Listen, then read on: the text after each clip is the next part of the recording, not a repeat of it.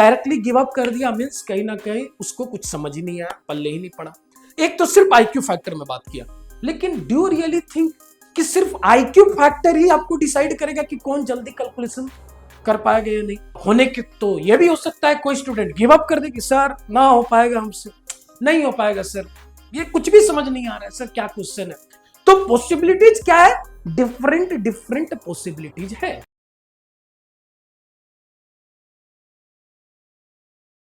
Is IQ plays an important role in success?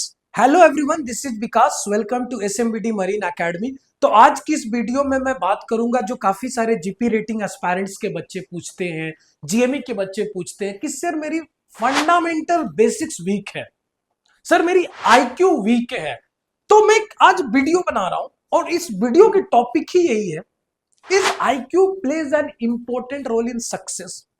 चलो इस पे आज मैं बात करता हूं और काफी सारे स्टूडेंट्स की डाउट क्लियर होगी जो मर्चेंट नेवी की प्रिपरेशन कर रहे हैं, चाहे वो जीपी के बच्चे हो या जीएमई या ईटी हो या मरीन इंजीनियरिंग कैंपस प्लेसमेंट या डीएनएस एंड नॉटिकल साइंस। तो आज की इस वीडियो में मैं आईक्यू पे अगर मुझे बात करना हो तो मैं यही बोलूंगा कि मैं तो कंप्लीटली एग्री करता हूं कि आईक्यू होती तो है, 100% मैं एग्री करता हूं कि हर इंसान की आईक्यू लेवल डिफरेंट डिफरेंट होती है, यह 100% सही है। लेकिन अब यह आपके ऊपर है कि आप अपनी आईक्यू पे कितना काम कर रहे हो। समझ में आ रहा है? सपोज मैं एक कुछ आपको मैथमेटिक्स की क्वेश्चन देता हूं या मैं आपको इंजीनियरिंग लेवल की क्वेश्चन देता हूं।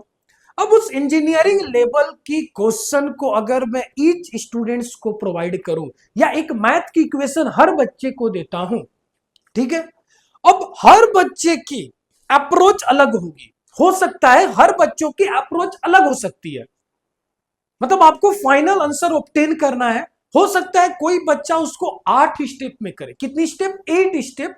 कोई स्टूडेंट उसको 4 स्टेप में करे, शायद यह भी हो सकता है कोई स्टूडेंट 2-3 स्टेप्स में भी करे, और होने के तो यह भी हो सकता है कोई स्टूडेंट गिव अप कर दे कि सर ना हो पाएगा हमसे, नहीं हो पाएगा सर, ये कुछ भी समझ नहीं आ रहा है सर, क्या क्वेश्चन है। तो पॉसिबिलिटीज क्या है? डिफरेंट डिफरेंट पॉसिबिलिटीज है। तो जो 8 स्टेप्स में कर रहा है, तो सपोज अगर मैं सिर्फ आईक्यू की बात करता हूं, ओनली आईक्यू फैक्टर लेता हूं, अब वो 8 स्टेप पे कर रहा है, यहां पर काफी डिफरेंट डिफरेंट फैक्टर्स होंगे। अगर वो 8 स्टेप्स में कर रहा है मींस व्हाट? सिंपल है कि वो अपनी थिंकिंग को थोड़ी थोड़ी दबाए हुए, एक एक स्टेप से उसके थिंकिंग बाहर आ रहे हैं, उनकी एनालिटिक्स बाहर आ रहे हैं, एंड वो कॉपी एंड कलम के रूप में वो उसे लिख रहा है। जो 4 स्टेप्स में किया मतलब वो 4 स्टेप्स स्किप कर गया, मतलब वो माइंड में वो 4 प्रोसीजर जो है कैलकुलेट कर लिया और वो अल्टरनेट प्रोसेस को स्किप करता जा रहा है, मींस कहीं ना कहीं उसकी उससे बेहतर आईक्यू है। ये सिर्फ आईक्यू पे मैं बात कर रहा हूं। जो 2 स्टेप्स में कर रहा है मींस वो बेटर है इन दोनों से, और जो डायरेक्टली गिव अप कर दिया मींस कहीं ना कहीं उसको कुछ समझ ही नहीं आया, पल्ले ही नहीं पड़ा। एक तो सिर्फ आईक्यू फैक्टर में बात किया, लेकिन डू यू रियली थिंक कि सिर्फ आईक्यू फैक्टर ही आपको डिसाइड करेगा कि कौन जल्दी कैलकुलेशन कर पाएगा या नहीं? अगर मैं बात करूं जो लास्ट बंदा है जिसने गिव अप कर दिया, अगर मैं उसी क्वेश्चन को पहले से ही मैं उससे 10 बार प्रैक्टिस करवाया हूं, 10 बार प्रैक्टिस करवाया हूं, ऑल्दो उसकी आईक्यू अच्छी नहीं है। अब बात आती है रिवीजन की, अब बात आती है प्रैक्टिस की। एक लास्ट लड़का है, उसने अभी तक एक भी क्वेश्चंस नहीं बनाया, लेकिन मैं उसको इस तरीके से ट्रेंड करता हूं, वो कहीं ना कहीं थिंग्स को समझ नहीं पा रहा है, लेकिन मैं उसको क्या कर रहा हूं? फॉर्मूलेज रटवा रहा हूं, मैं उसको प्रैक्टिस करवा रहा हूं, रिवीजन करवा रहा हूं, 10 बार रिवीजन करवाया हूं, सेम क्वेश्चन देता हूं, डेफिनेटली जो लास्ट वाला बंदा है वो सबसे फास्ट करेगा।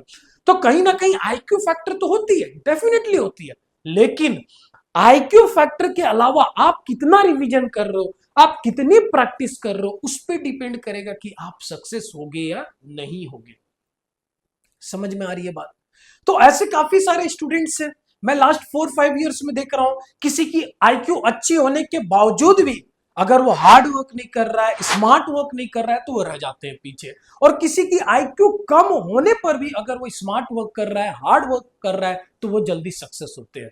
तो इस पे बहुत ज्यादा सोचने की जरूरत नहीं है, कंप्लीटली एग्री, हर स्टूडेंट की डिफरेंट डिफरेंट आईक्यू लेवल होती है, लेकिन लेकिन आप कितनी प्रैक्टिस कर रहे हो, आप कितनी समय दे रहे हो, आप कितनी टाइम्स रिवीजन कर रहे हो, लास्टली वो डिसाइड करेंगे कि आप इंटरव्यू और एग्जाम्स क्रैक करोगे या नहीं करोगे। अगर 2 बार में समझ में नहीं आया तो 3 बार पढ़ो, 3 बार में समझ नहीं आया 4 बार पढ़ो, कोई दिक्कत नहीं है। समझने वाला 1 बार समझ गया तो हो सकता है उसकी आईक्यू बेटर थी, आपको उसकी नॉलेज के बराबर आने के लिए आपको 3 बार पढ़नी होगी, दैट्स ऑल।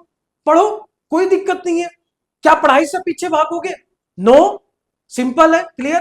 तो डेफिनेटली अपने पे विश्वास रखो, सेल्फ बिलीव सबसे इंपॉर्टेंट थिंग्स होती है, एंड उस पर वर्क करते रहो। एंड यस, अगर आपको जीपी रेटिंग की डिफरेंट डिफरेंट एंट्रांस एग्जाम्स की प्रिपरेशन कर रहे हो, जीएमई की डिफरेंट डिफरेंट एंट्रांस एग्जाम्स की प्रिपरेशन कर रहे हो, स्पॉन्सरशिप की प्रिपरेशन कर रहे हो, तो ज्वाइन एसएमबीडी मरीन एकेडमी। आप इस एकेडमी पे ट्रस्ट कर सकते हो, नीचे दिए गए नंबर पे आप कॉल कर सकते हो, हमारी टीम आपको पूरी गाइडेंस प्रोवाइड करेगी।